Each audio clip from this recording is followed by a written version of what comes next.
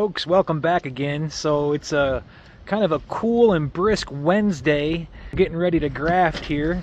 I got all of my grafting supplies here in a tote. We got the grafting frame with my JZBZ cell cups, and every year I demonstrate this little gadget here. This is my grafting stand, DC's Gadgets. This is an awesome product. It's made out of metal. There's little adjustable screws that you can use, and what you do with this product is you go to your vehicle when you're in your bee yard and you have a frame of larvae. So right here on my steering wheel I can just kind of hang it, and the little clips prevent it from falling. See, there's like little screws here in the middle that you can kind of adjust no matter what size steering wheel that you have. There's a nice lip here on the bottom that's all metal, so you can set your grafting bar here, put your frame of larvae, and this is just a really handy product. Okay, and here I got my grafting frame. So I like to prep this by putting it in the cell builder. This is the breeder hive. I got her in the bottom box. She's in an isolation cage, so I'm going to check that here soon. This is my queenless 6-frame cell builder. I'm going to have to take a frame out to put that grafting frame in. And the last time we checked in my last video, most of that brood emerged. I don't know if there's a virgin queen in there or not. I did tear down some queen cells, so I'm going to have to take a real quick look. So enough of that. Next step. Again, it is a little cool and overcast today. I got some more 10-frame singles here. If I look and peek through these hives, I might pull a frame of brood out, shake the bees off, and then add it to that cell builder so more young bees keep emerging.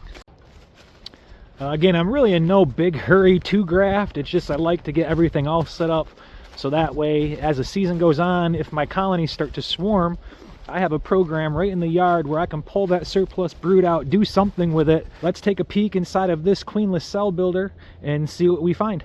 Nobody wants to listen to me ramble for 5 or 10 minutes, so I'm just going to speed this part up probably.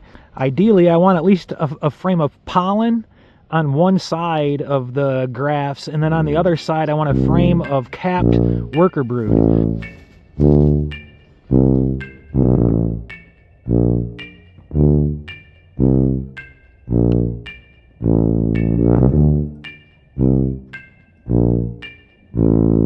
I found my frame of pollen.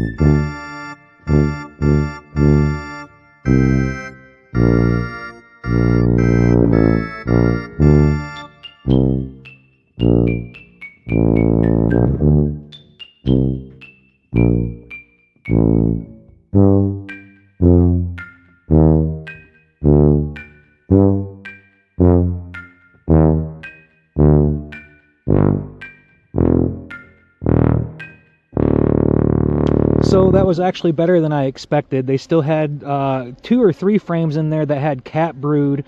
Lots of young bees on there still. I didn't see a virgin queen, so I'm fairly sure they're still queenless.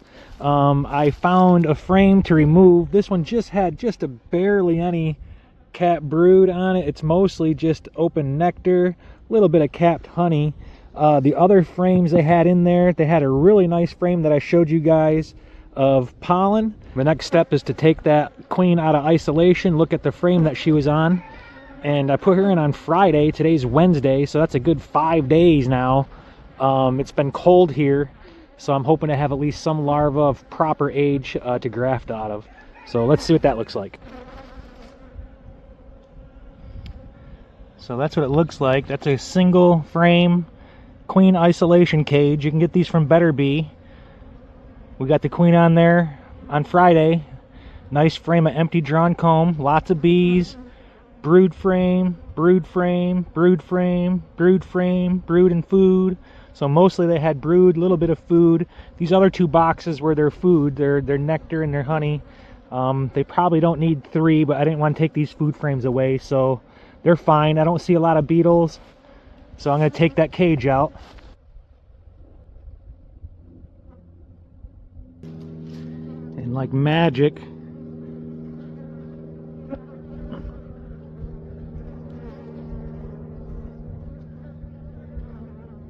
you can't see inside the cells, but there are all kinds of larvae.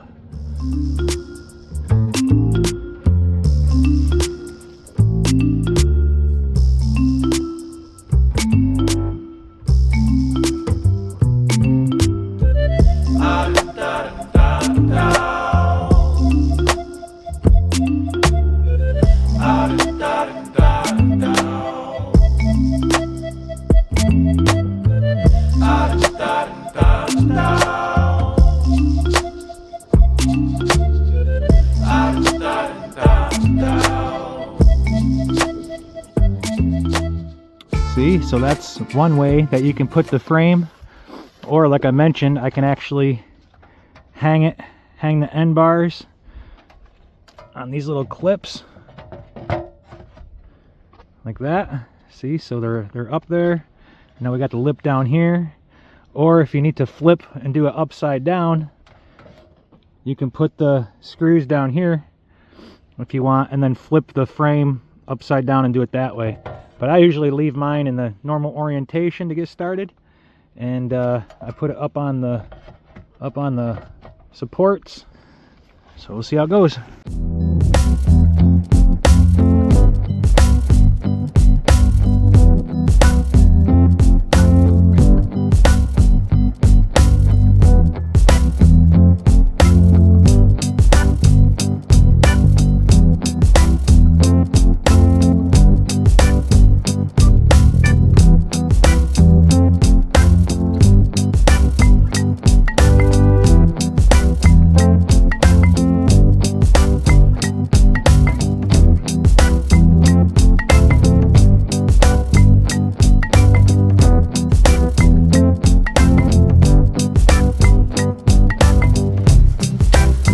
I always walk with my grafting frame upside down so the larva doesn't fall out of the cups. I dry graft, so I don't put any jelly on the bottom of the cups beforehand. So let's go ahead and put these girls inside there, see what they look like. I want to bring y'all with me. Lots of good bees on here. The bees were all up on this grafting frame when I took it out, which is an excellent sign. See, it doesn't look like much from the top, but if you get down in there, you got all kinds of bees. So now, if I can do this one-handed, and kind of grab this frame, and slowly,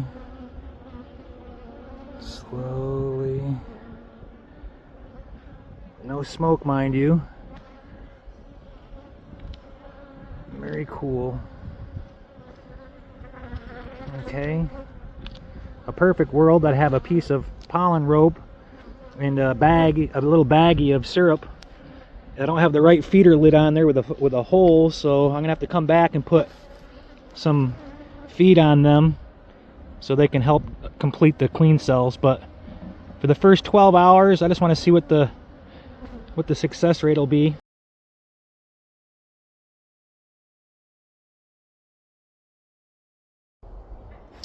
Well, so there you were, folks. So there you go, folks. Not a lot of... God damn it. So that's all for now, folks. I just stopped in to graft. I got my queen moved again on a new frame. The grafts are in. I don't know exactly how many cups I grafted. The only thing I have to do is come back and put a jar of feed and some pollen sub next to them, just to kind of help stimulate them to complete the cells. It's not really required. I still have to do some new mite washes. I'm going to do a video on that once I can find my Ceracell mite wash kit. I might have to order another one. But enough rambling. See you on the next one.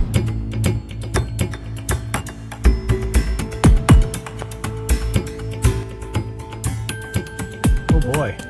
little frosty.